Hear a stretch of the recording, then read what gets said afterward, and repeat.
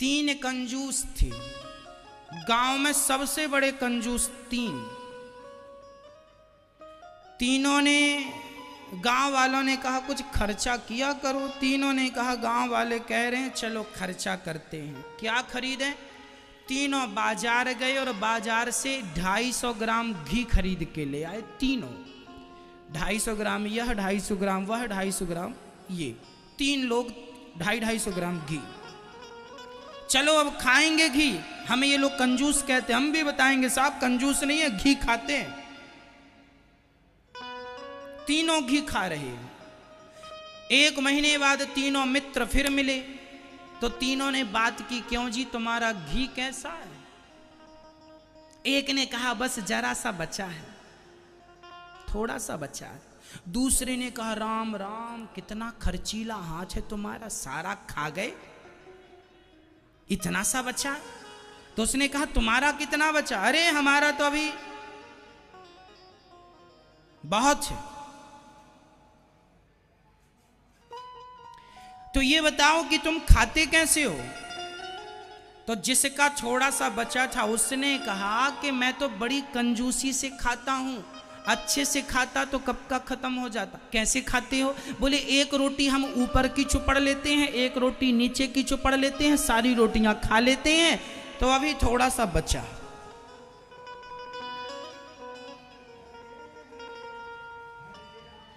तो तुम्हारा कितना बचा है? अरे हमारा तो अभी बहुत बचा है। बोले तुम कैसे खाते हो? बोले हम सारी रोटियों को रख लेते हैं और सिलने वाला धागा होता ना, धागे को हम घी में डुबाते हैं और नीचे से ऊपर तक धागे से सारी रोटियों में घी लगा देते हैं, सारी रोटियां चुपड़ जाती हैं।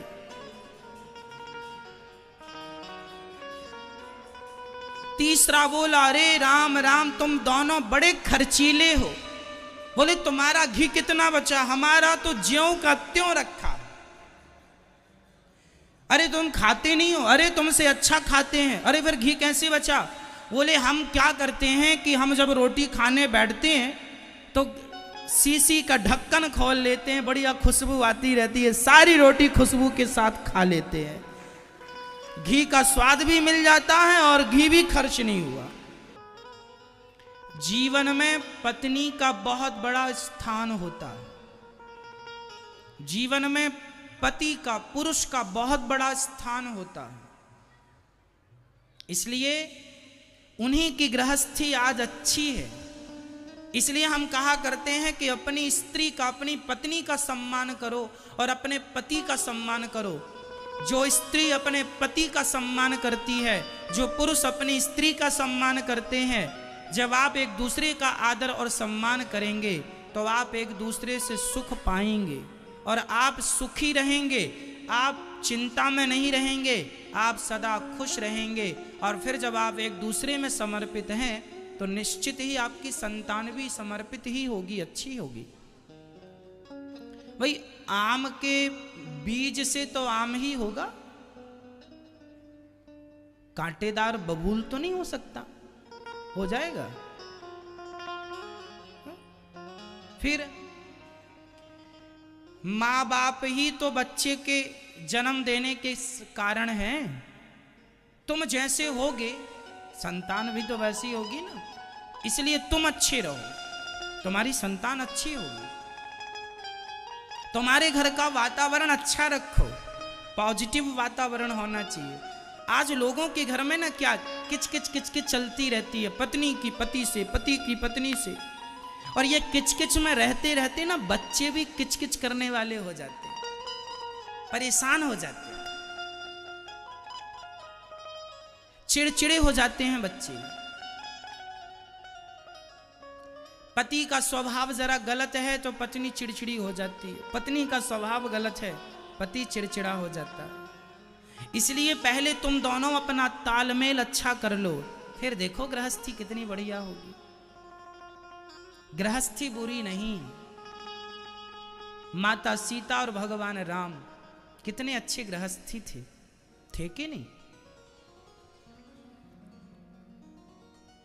जब राम जी 14 साल वनवास में थे ना, तो राम जी के पास सूर्पनखा आई थी, बड़ी सुंदरी बन के। उस समय सीता जी जंगल में थी, तो बिना खाने पीने से उनका शरीर सूख गया था, हड्डी दिखने लगी थी। आप थोड़ी देर के लिए ये कह सकते हैं कि देखने में माता भगवती तो बहुत सुंदर थी माता सीता, परंतु संसारिक बन के आई है ना। विप्रधेनु सुर संतहित लीन मनुज अवतार, भगवान मनुष्य बन के आए हैं।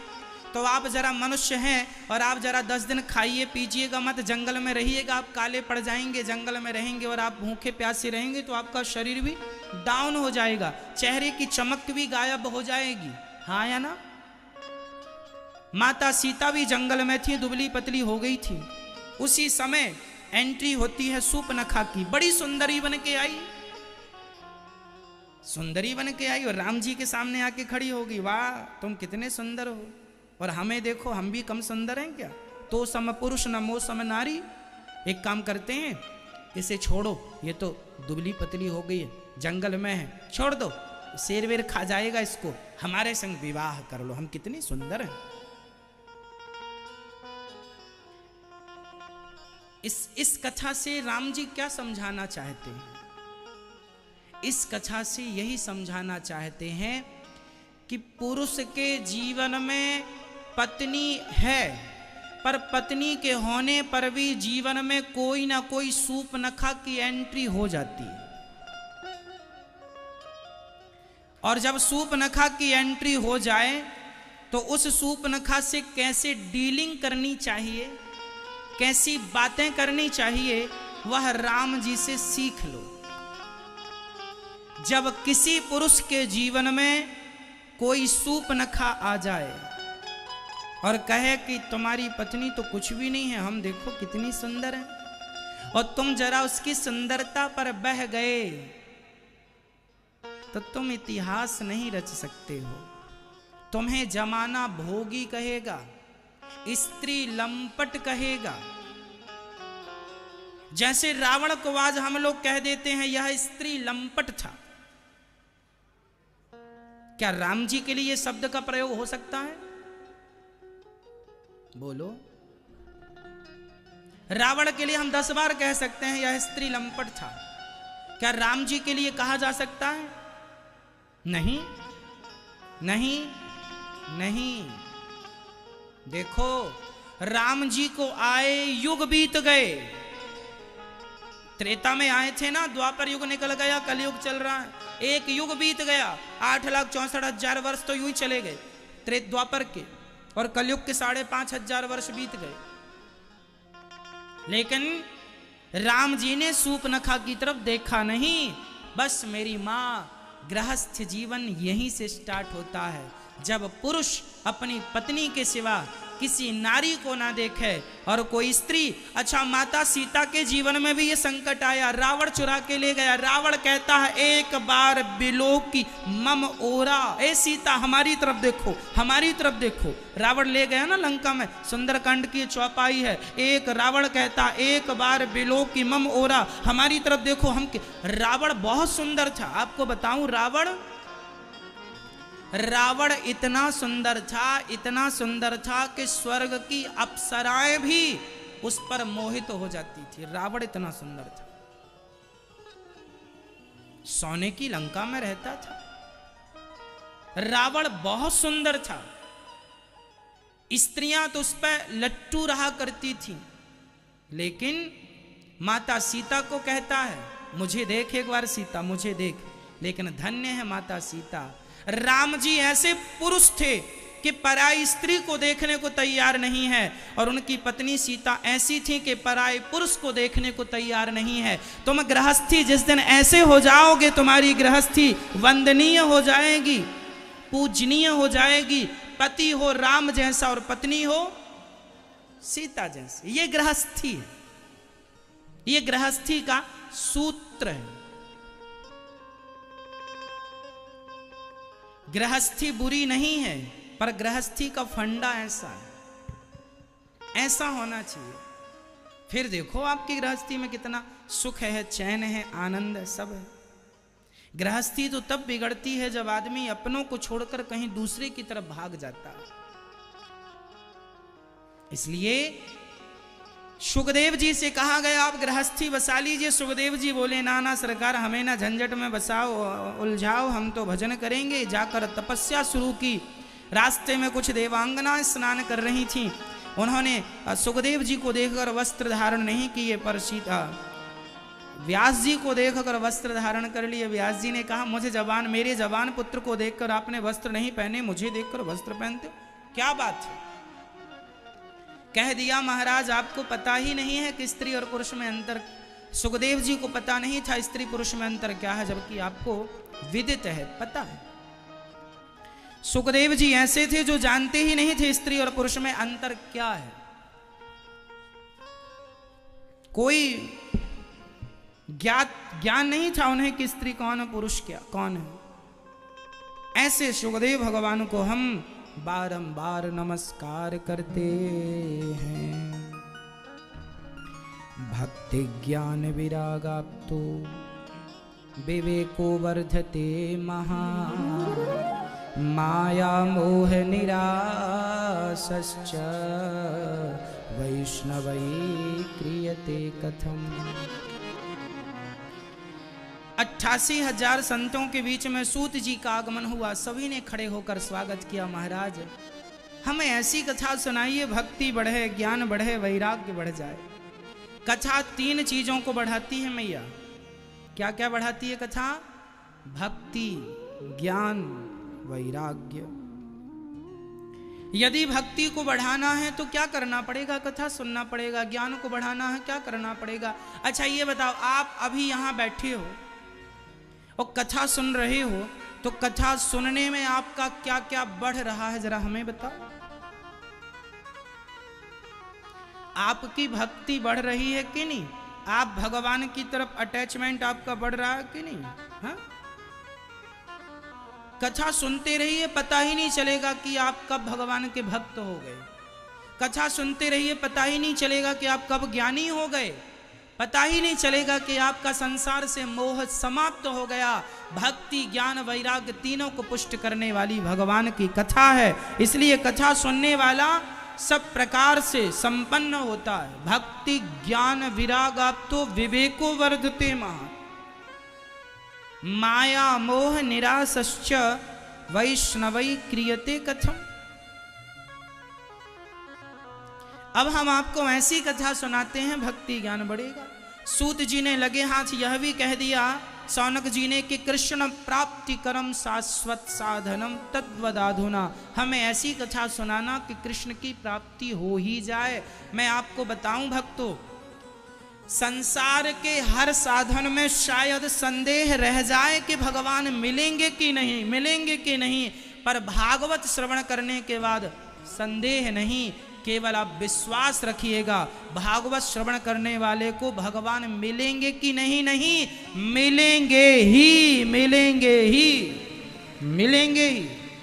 यह भागवत भगवान से जोड़ने का एकमात्र इस कलिकाल में साधन है। इसलिए व्यास जी ने 18वां पुराण भागवत जी को लिखा, इसलिए कि भागवत सर्वगुण संपन्न है। 10 लक्षण हैं भागवत जी के। यत्र सर्गो विसर्गश्च स्थानम पोषण मूतया मनवंतरेशानुकथा निरोधो मुक्तिराश्रय।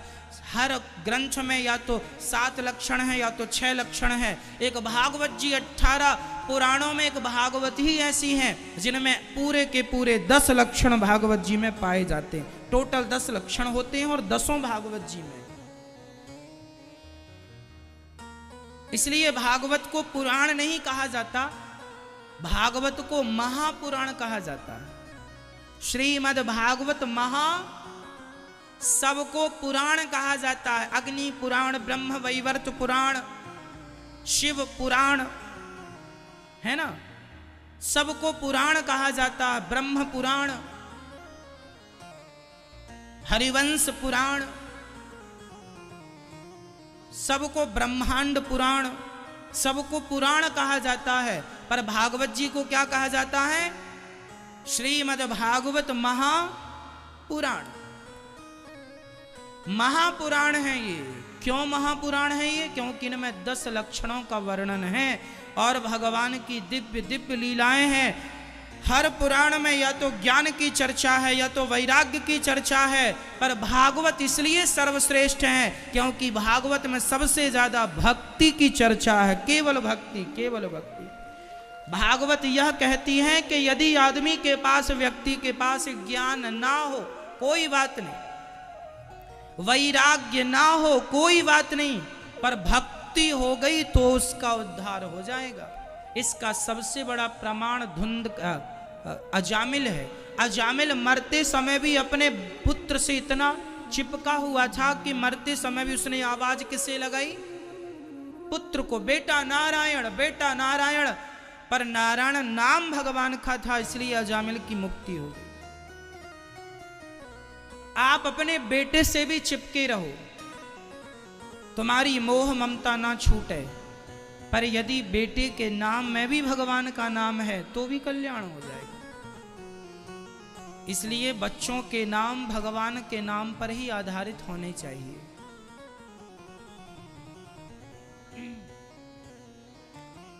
अच्छा, भागवत की महिमा, एक बार इंद्र ने जब देखा कि राजा परीक्षित को कथा सुनाई जा रही है सुखदेव जी के द्वारा शुकताल में, तो इंद्र अपने स्वर्ग का अमृत लेके आए और कहने लगे कि आप भागवत जी हमें सुना दो, स्वर्ग का अमृत राजा परीक्षित को पिला दो।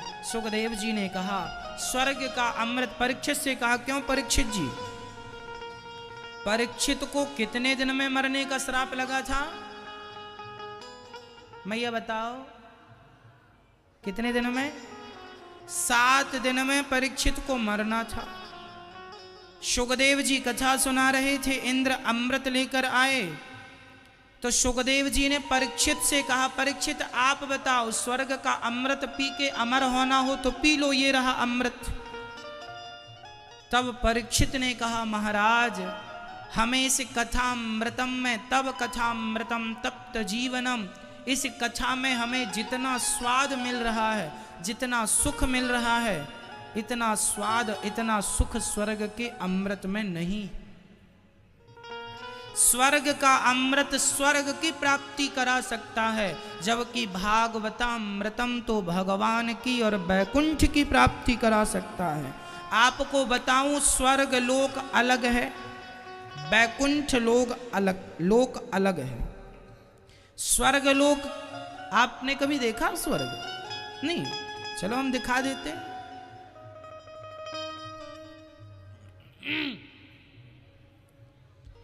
जितना अच्छा ये वृंदावन है, इतना अच्छा भी स्वर्ग नहीं।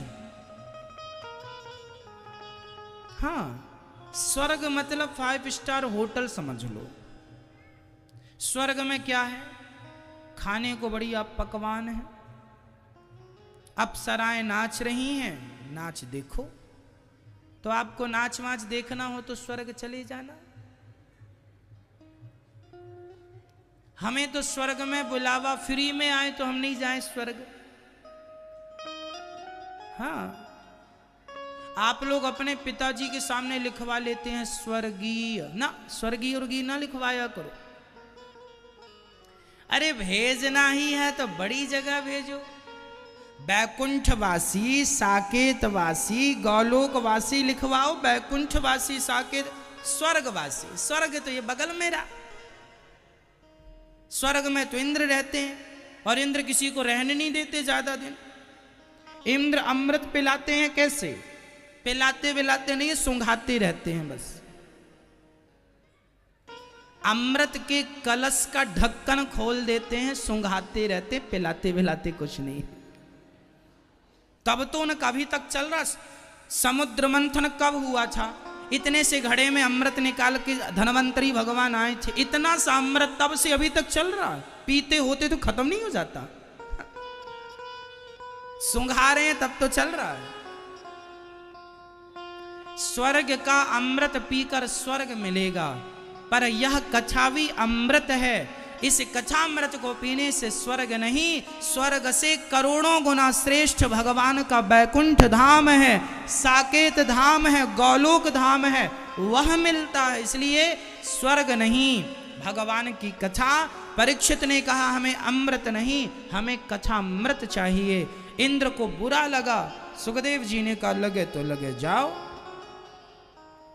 क्वा सुधा क्वा कथा लोके क्वा कांचा क्वा मणिर्महान। जब 7 दिन में राजा परीक्षित का उद्धार हुआ, स्वर्ग में अमृत कलश, राजा इंद्र ने स्वर्ग में तराजू बांधी, एक पलड़े पर भागवत, दूसरे पलड़े पर स्वर्ग के सुखों को रखा, तौल कर देखा तो भागवत जी का पलड़ा सबसे भारी था। भागवत जी की बराबरी कौन करेगा? तब इंद्र घबराए, भागवत इतनी श्रेष्ठ। तब भागवत जी से भगवान प्रकट हो गए, प्रत्यक्ष कृष्ण एव ही यह प्रत्यक्ष भगवान है। भागवत प्रत्यक्ष भगवान है। इंद्र का अहंकार समाप्त हुआ। देखो जी, इस कथा से यह पता चला कि भागवत स्वर्ग के देवताओं को भी दुर्लभ है। स्वर्ग के देवताओं को भागवत सुननी हो तो भागवत सुनने के लिए उन्हें मृत्यु लोक में आना पड़ता है। वो यहां आए, हम वहां क्यों जाएं? हम तो तुमसे ऊपर अच्छी जगह जाएंगे। अब ये बताऊं कि स्वर्ग कौन जाता है और बैकुंठ कौन जाता है, ये भी मैं आपको बताऊं, नहीं आप कंफ्यूज रहेंगे कि कैसे करने से कैसे। अब मैं आपको बताऊं, आप लोग जो भी पुण्य करते हैं, मैया ध्यान से सुनिए, नींद आए तो बताना, हम लोरी सुना देंगे आपको बढ़िया सी। मैया सुना दें आपको?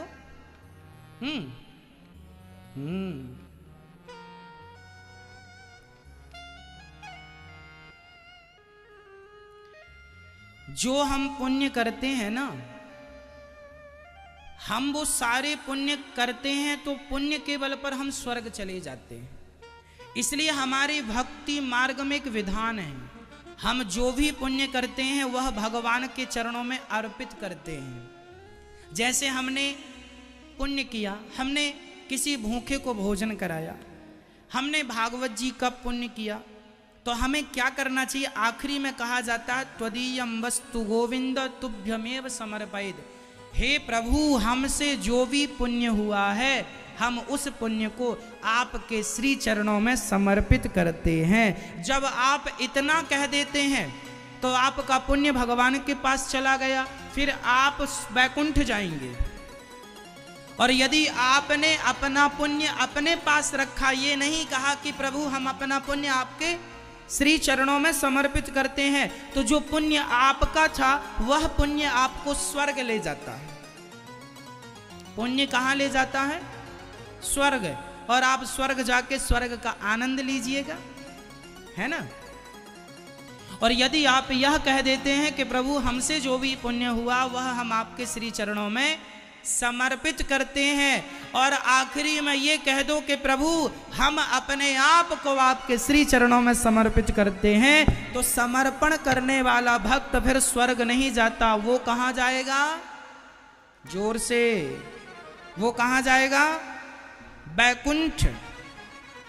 जो भगवान नारायण के उपासक हैं वह तो बैकुंठ जाएंगे, जो भगवान श्री कृष्ण के उपासक हैं वह गौलोक जाएंगे, और जो राम जी के उपासक हैं वह साकेत जाएंगे। मतलब मोहल्ला है, फेस 1, फेस 2, फेस 3, आपस में सब जुड़े हुए हैं। ये राम जी की भक्ति करके आए हैं तो राम जी के धाम साकेत, कृष्ण जी के भक्त कहाँ जाएंगे? गौलोक। और भगवान नारायण के उपासक कहाँ जाएंगे? जोर से, बैकुंठ। मतलब है सब बैकुंठ ही। बैकुंठ की धरती में मोहल्लों के नाम है, साकेत, गौलोक। आप किसी की भी भक्ति करो, राम जी की, कृष्ण जी की, नारायण की, सबको वहीं जाना है। अच्छा, कोई शिव जी की पूजा करे, ओम नमः शिवाय, ओम नमः शिवाय जपे, तो वो कहाँ जाएगा? वह शिवलोक जाएगा। वो कहां जाएगा? शिवलोक जाएगा। शिवलोक अलग है। जो नागों की पूजा करे वह नांगलोक।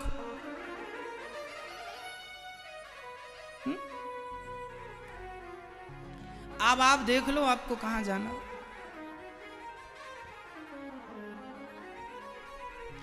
तो भागवत प्रत्यक्ष भगवान है, इसलिए भगवान की शरणागति ग्रहण कर लो, हम आवागमन से मुक्त हो जाएंगे। भगवान का वहां बड़े बड़े लोक हैं। आप क्या आपको पता, हम आपको कैसे बताएं? हाँ, कभी जापान गए हो? बताओ हाँ या ना। नहीं। कभी अमेरिका गए हो? नहीं। जापान भी नहीं गए, अमेरिका भी नहीं गए। चलो, जब बगल में आप जापान और अमेरिका नहीं गए, यहां का नॉलेज हमें और आपको नहीं है, तो वहां का नॉलेज कैसे होगा? इसलिए भागवत जी में लिखा है कि जो भगवान की आराधना करते हैं वह भगवान के धाम को जाते हैं। और जितनी बड़ी पृथ्वी है इससे करोड़ों गुना बड़ा वैकुंठ लोक है। पृथ्वी से करोड़ों गुना बड़ा, बहुत बड़ा है। फिर साकेत, सब भक्त वहीं बैठे होंगे, सब हमें सुन रहे होंगे। अच्छा पुण्य करने वाले सब वैकुंठ जाते हैं, वहां आनंद से रहते हैं। भगवान का दर्शन है, भगवान की कथा है, वहां बड़े प्रेम से। और हम जब भगवान कृष्ण धरती पर आने लगे ना, तो बैकुंठ का ही एक टुकड़ा उन्होंने पहले धरती पर भेजा, और वह बैकुंठ का एक टुकड़ा का नाम ही वृंदावन है। ये ब्रज भूमि बैकुंठ ही है। ये बैकुंठ की धरती पे आप बैठे हैं, यह बैकुंठ है। इसलिए आप संसार में घूम लो, जितना सुख वृंदावन में मिलेगा इतना सुख दुनिया में कहीं नहीं। आप घूम के देख लो। इसलिए ये बैकुंठ है। जब यहां इतना है वहां कितना। इसलिए गलत काम ना करना, नहीं तो नरक जाना पड़ेगा। फिर यमलोक भी है। चोरी करना, डकैती करना, उल्टे सुल्टे काम करना, सब नरक जाओ, यमलोक। आप सभी को आज भाई दूज की बहुत बहुत शुभकामनाएं। आप सभी के जीवन में भाई बहन का प्रेम बना रहे और जीवन मंगलमय हो। अच्छा, नारद जी समस्त तीर्थों का भ्रमण कर रहे थे, तभी वृंदावन में उन्होंने एक स्त्री पुरुष को देखा। कौन हो देवी? अहम भक्ति ऋतिख्याता इमऊ में तनयऊ मतऊ ज्ञान वैराग्य मानऊ काल योगे न जर्जरऊ। भक्ति महारानी बोली, महाराज मैं बड़ी दुखी हूं।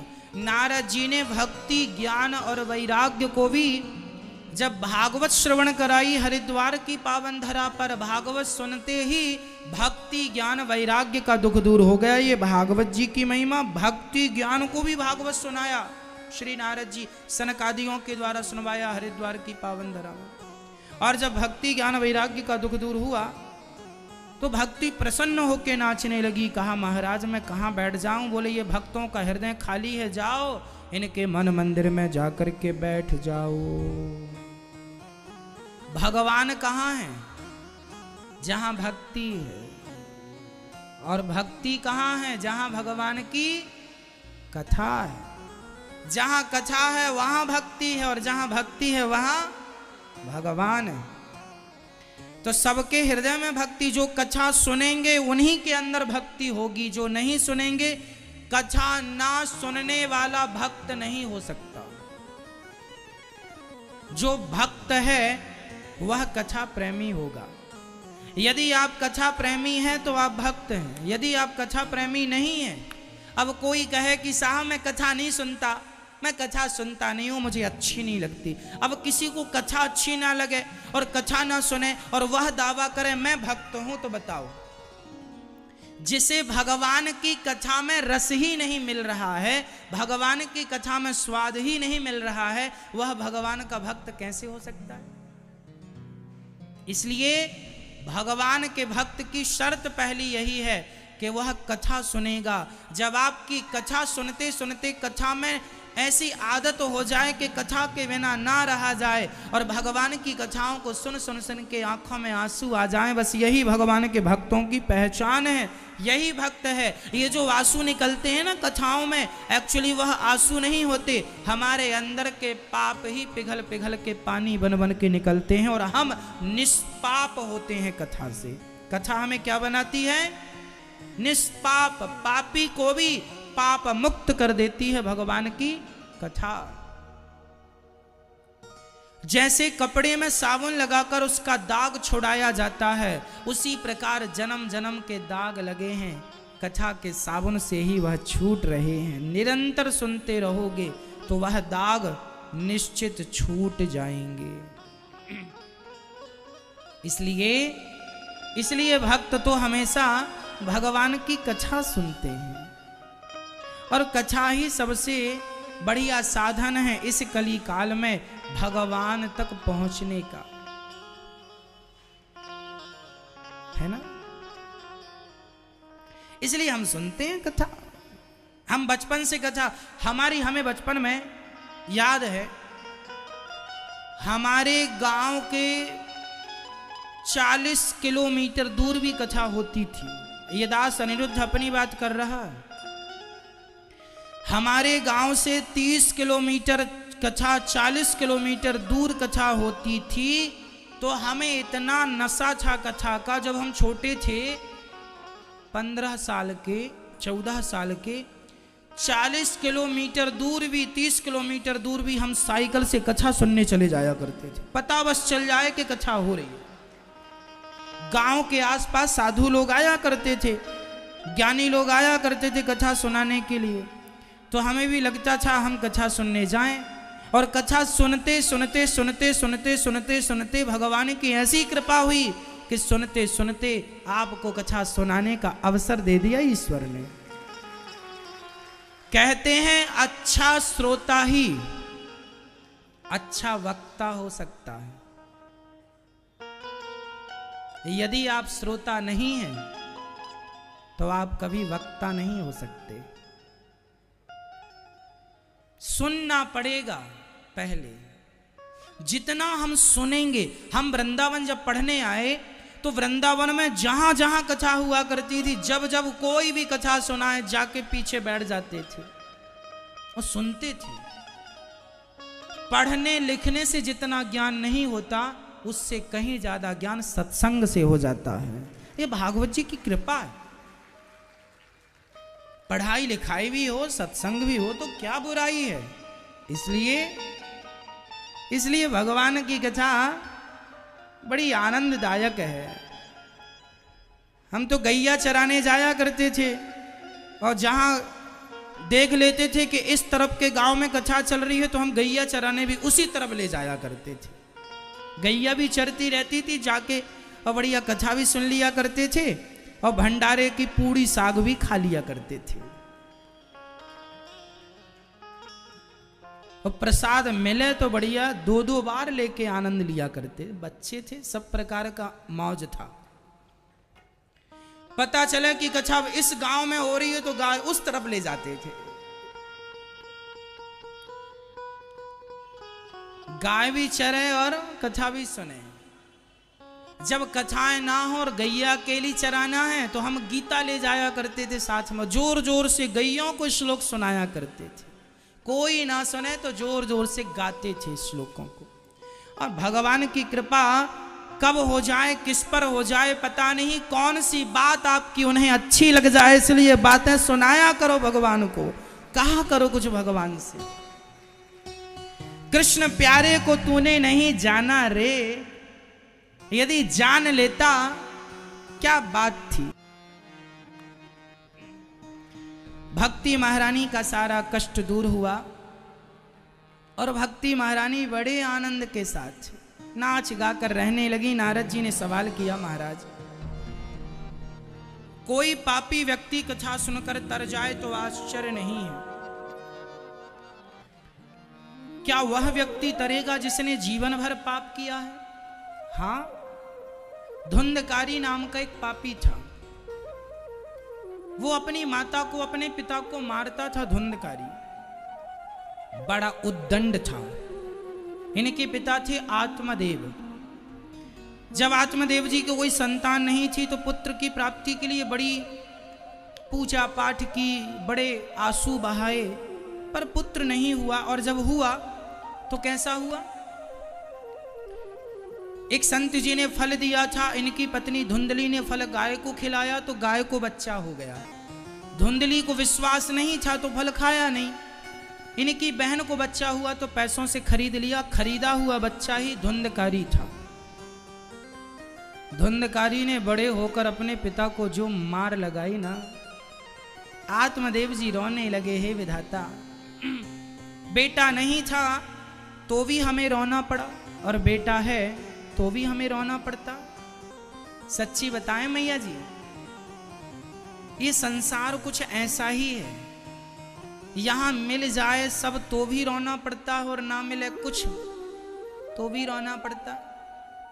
जिनके बेटे नहीं हैं वह भी रो रहे हैं, और जिनके बेटे हैं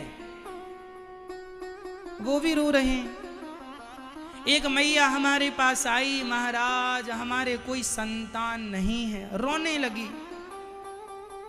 हमने कहा बहन हम आपका दुख समझ रहे हैं, पर देखो विधाता की जो मर्जी है, उन्हें देना होता है देते हैं, नहीं देना होता नहीं देते। आप रो मत। महाराज जी सबको बेटे दिए, हम रह गए, क्या हमने कोई पाप किया? हमने कहा बहन तुमने कोई पाप नहीं किया। अरे जिसके सिर पर कर्जा होता है उसका कर्जा उतारने बेटा आता है। कहते हैं बच्चे माँ बाप का ऋण उतारते हैं, तो जिनके सिर पर ऋण था उनके तो बच्चे आए ऋण उतारने के लिए, पर तुम्हारे सिर पर कोई ऋण नहीं है, इसलिए तुम्हारे यहाँ कोई बेटा बेटी नहीं है, क्योंकि तुम ईश्वर की तरफ से बिल्कुल स्वतंत्र हो, अर्थात सुखी हो, कोई ऋण नहीं है तुम्हारे सिर पर, इसलिए तुम्हारे बच्चा नहीं है, तुम बढ़िया हो।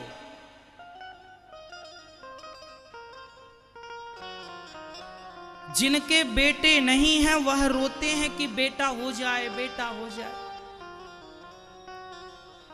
यहां गौरी गोपाल वृद्धाश्रम में ऐसी ऐसी माताएं हैं जिनके 7 बेटे हैं। तुम्हें कितने चाहिए? तुम चाहती हो ना एक हो जाए, एक मिल जाएगा बड़ा सुख देगा। तो यहां हमारी वृद्ध माएं रहती हैं जिनके 7 बच्चे हैं। 7 बच्चों के होने पर भी उन वृद्ध माओं को अपने बच्चों की तरफ से दीपावली की ना तो एक टुकड़ा मिठाई नसीब हुई, ना तो दीपावली की अपनी मां को शुभकामनाएं नसीब हुई। यहां गौरी गोपाल वृद्धाश्रम में 200 वृद्ध माएं रहती हैं, 200 प्लस 225 वृद्ध माएं, जिन माओं की सेवा ये दास अनिरुद्ध करता है। जिनके बच्चे घर से निकाल देते हैं ना अपनी मां को, जिनके बच्चे सेवा करने को तैयार नहीं है अपनी माँ की, वो वृद्ध माँ यहाँ रहती हैं। 7 बच्चे। आज मैं एक माँ से मिला, चरण दबा रहा था, माँ ने कहा बेटा 7 बच्चों की तरफ से तो मिठाई नहीं आई, 7 बच्चों की तरफ से तो दीपावली की शुभकामनाएं नहीं आई। तब हमने कहा कोई बात नहीं माँ, मैं आपका 8वां बेटा, आपको शुभकामनाएं दे रहा हूँ, दीपावली की स्वीकार करो। तो आप रोती हो ना कि हमारा बेटा नहीं है, बेटा नहीं है। जिनके हैं वो तुमसे ज्यादा रो रहे हैं। एक बात बताएं मैया, हमारा दुश्मन हमें मारे ना तो हमें तकलीफ नहीं होती, पर जिससे हम प्यार करते हैं वह हमें मारने लग जाए तो बताओ दुश्मन के मारने में तकलीफ ज्यादा होगी कि प्रेमी के मारने में तकलीफ ज्यादा होती है? बताओ, बोलो। प्रेमी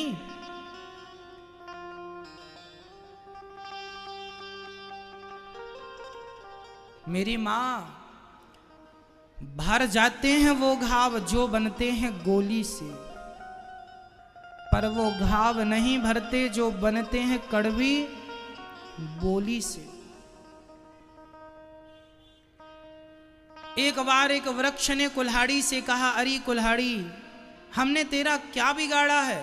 तू हम सारे वृक्षों को काटती रहती है। क्या बिगाड़ा है हमने तेरा? क्या दुश्मनी निभा रही है? सारे जंगलों को तुम कुल्हाड़ी ने काट दिया। तब कुल्हाड़ी ने कहा पेड़ से, अरे लकड़ी बहन, मेरी औकात क्या है तुझे मैं काट सकूं? तेरे अपने ने मेरा सहयोग किया है। मेरे अपने ने? कौन? देखना, मैं तो जरा सी कुल्हाड़ी हूं। कुल्हाड़ी में लंबा सा। अरे लकड़ी के काटने का किस्सा ही ना होता यदि कुल्हाड़ी के पीछे लकड़ी का हिस्सा ना होता। हाँ? लकड़ी बहन, जंगलों को हमने नहीं, तेरे अपनों ने हमें साथ दिया है, इसलिए हम कुछ कर पा रही हैं। अपनों ने लूटा है हमें, गैरों में कहां दम था। हमारी कश्ती तो वहां डूबी जहां पानी कम था। क्या बताएं मैया, जिनके बेटे नहीं हैं उनका तो दुख केवल इस बात का है कि हमारे बेटे नहीं हैं, पर जिनके बेटे हैं उनका दुख तुमसे बड़ा दुख इसलिए है क्योंकि वह तो 9 माह पेट में रखती हैं, वह दुख, जन्म देती हैं वह दुख, पालने के लिए उनको कष्ट उठाना पड़ता है वह दुख, सारा कष्ट झेल कर बड़ा करती हैं वह दुख। और जब सुख के दिन आते हैं, बच्चों की 2 रोटी के दिन आते हैं, तो बच्चे माँ को हाथ पकड़ के घर से निकाल देते हैं। इस दुख का तो आप अंदाजा भी नहीं लगा सकते कि वो दुख कितना बड़ा होता होगा। तुम्हारा दुख तो एक सीमित है कि बेटा नहीं है, बस ये दुख है। पर उनका दुख कि बेटा तो है, 1 नहीं, 2 नहीं, 3 नहीं, 4 नहीं, 5 नहीं, 6 नहीं, 7 बेटे। पर 7 बेटों के होने पर भी किसी बेटे के पास मां के नाम की 1 पीस मिठाई नहीं है। किसी एक बेटे को देखो, दीपावली आई, इस दीपावली में लोग दुश्मन को गले लगाते हैं, लेकिन उन बेटों को अपनी मां की याद नहीं आई कि अपनी माँ को देख तो लें, माँ का हाल चाल तो पूछ लें, फोन तो लगा लें। जब गोकर्ण जी ने उन्हें समझाया तब उनका आत्मबल बढ़ा। उन्होंने कहा देहस्थि मांस शरीर, हड्डी मांस 7 धातुओं से बना हुआ है, और साच क्या जाएगा, धर्मम भजस्व सततम त्यज लोक धर्मा। ये लौकिक धर्मों को छोड़ दो और सेवा कथा रसमहो नितराम पिबत्वम। जीवन का सार क्या है? सेवा कथा। यह जीवन को सफल बनाना है तो 2 चीजें सीख लो। पहली है सेवा। जो व्यक्ति सेवा करता है वह जीवन में कभी दुखी नहीं है, ना यहाँ ना वहाँ। सेवा करने वाला यहाँ भी सुखी वहाँ भी सुखी, लोक भी बना परलोक भी बना। किसका? सेवा। दूसरा कथा। आत्मदेव जी ने अपने आप को भगवत चर्चा से जोड़ा, उनका उद्धार हुआ। धुंधकारी ने माँ को मारा, माँ कुएं में कूद कर मर गई। 5 वैश्याओं को धुंधकारी ने रखा, 5 ने जलते हुए अंगार मुंह में डाल दिए, धुंधकारी की मृत्यु हुई। पर धुंधकारी अपनी माँ और अपने पिता को सताने के कारण वह प्रेत बन गया। धुंधकारी जब प्रेत बना, उसकी मुक्ति का देखो। जो आदमी अपनी माँ को, अपने पिता को सताता है वह प्रेत बनता है। यदि आप अपनी माँ को घर से निकालेंगे तो आप मरने के बाद प्रेत बनेंगे। कहो तो स्टाम्प पे लिख के साइन कर दें हम, तुम्हारा उद्धार हो ही नहीं सकता। करोड़ों जन्मों के लिए तुम्हें नरक की यातनाएं भोगनी पड़ेंगी और नरक के साथ साथ भूत प्रेत बन के भटकना पड़ेगा। धुंधकारी प्रेत क्यों बना? क्योंकि अपनी माँ को मार के घर से निकाल दिया। और आज बच्चे अपनी माँ को घर से निकाल रहे हैं तो इनकी सदगति हो जाएगी। ये कितना भी अब 4 धाम कर ले, इनकी सदगति तब तक नहीं होगी जब तक मां के चरणों में आके ये माफी नहीं मांग लेते, तब तक इनकी सदगति हो ही नहीं सकती, नहीं हो सकती। धुंधकारी प्रेत बन गया और अंत में गोकर्ण जी ने भागवत जी सुनाई और धुंधकारी बांस की ग्रंथि में आकर बैठा। 7 दिन की कक्षा में बांस की 7 ग्रंथि खुली और धुंधकारी का उद्धार हुआ। भगवान के देखो, धुंधकारी तो साधनहीन था, लेकिन जब धुंधकारी ने प्रेत बनकर भागवत जी का आश्रय लिया तो भागवत श्रवण करने वाले धुंधकारी जैसे प्रेत आत्मा का भी भागवत जी ने उद्धार कर दिया। ये भागवत जी ने प्रेत पीड़ा विनाशिनी, भागवत जी तो प्रेत बाधा को भी मुक्त करते हैं, भूत प्रेत को भी तार देती हैं, है ना मैया जी। इसलिए बस भागवत सुन लो, है ना मैया। धुंधकारी का उद्धार हुआ। गोकर्ण जी ने फिर भागवत सुनाई। दूसरी बार भागवत जब गोकर्ण जी ने सुनाई, सबने निष्काम भाव से सुना। जितने लोग बैठे थे सबके लिए विमान आए और सब विमानों में चढ़ चढ़ के, कुत्ता बिल्ली भी जो शब्द कान में पड़ा कुत्ता बिल्ली के, तो उनका भी उद्धार हुआ। भागवत जी ने सबका कल्याण किया। इसलिए भागवत जी ही हम इस प्राणी मात्र का कल्याण करने का एकमात्र इस कली काल में साधन है। इसलिए जो पोथी पाठ बिठाए हैं, यहाँ लगभग 182 पोथी पाठ बैठे। आप भी अपने पूर्वजों के निमित्त पोथी पाठ करा सकते हैं। अभी फिर से पोथी पाठ होंगे। आप भागवत जी का आश्रय लेकर अपने पूर्वजों के लिए, देखो अपने पूर्वजों के लिए कुछ कुछ करते रहना चाहिए, ताकि उनका उद्धार किसी कारणवश ना हुआ हो तो भागवत से तो हो ही जाएगा। अभी 14 तारीख से फिर भागवत जी की पोथी पाठ हैं, आप अपने पूर्वजों के निमित्त बिठा सकते हैं। धुंधकारी जैसा पापी तरा है तो निश्चित हमारे पूर्वज भी तर जाएंगे, यदि किसी कारणवश उनकी मुक्ति नहीं हुई तो। अब भागवत जी श्रोता, भगवान ने आकर गोकर्ण जी को हृदय से लगाया और श्रोता वक्ता का निरूपण नारद जी को सनकादियों ने कराया। विरक्तो वैष्णवो विप्रो वेद शास्त्र विशुद्धिकृत दृष्टांत कुशलो धीरो वक्ता कार्योति निष्प्रहा। वक्ता कैसा हो? विरक्त, आसक्त नहीं, वैष्णव भगवान का भक्त।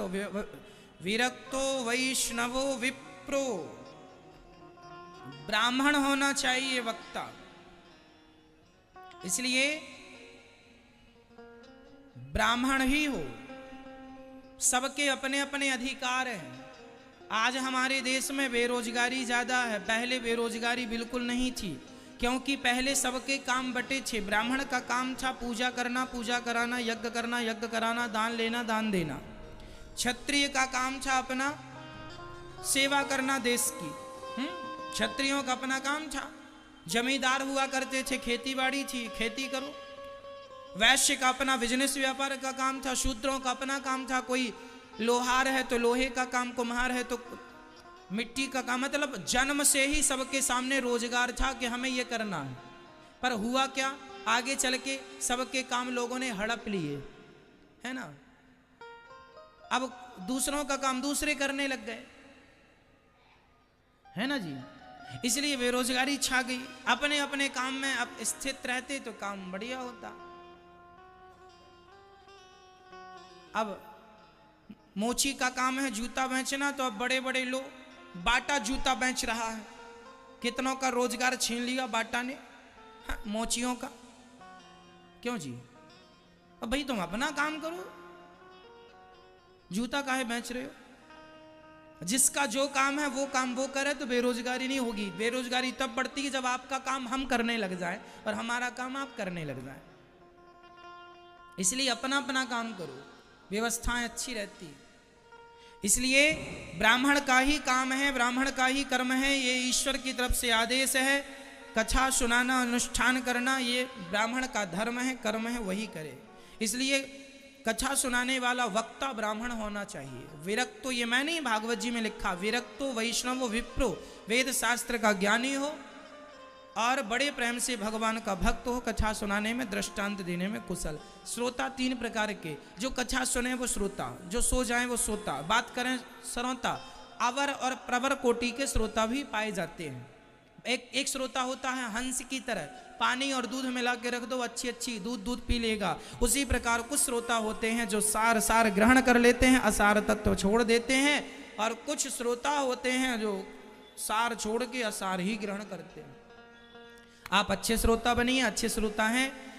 नारद जी के सामने भगवान प्रकट हो गए, नारद जी कीर्तन करने लगे, भगवान का पावन दर्शन सबको हुआ, और यही है भागवत जी का महात्म्य। जन्माद्यस्य यतोऽन्वयादितरतश्चार्थे सुभिज्ञः स्वराट् तेने ब्रह्म हृदयादि कवये मुह्यन्ति यत्सूरयः तेजो वारि मृदां यथा विनिमयो यत्र त्रिसर्गो मृषा धाम्ना स्वेन सदा निरस्तकुहकं सत्यं परं धीमहि। भगवान जो सृष्टि उत्पन्न पालन करने वाले हैं, ऐसे भगवान को सत्यम परम सत्य स्वरूप मान के उनका ध्यान करते हैं। माता कुंती ने भगवान से दुख मांगा है, राजा परीक्षित को 7 दिन में मरने का श्राप लगा है। जिसे 7 दिन में मरना हो उसे क्या करना चाहिए, इस पूरे प्रसंग को कल हम विस्तार से आपको सुनाएंगे।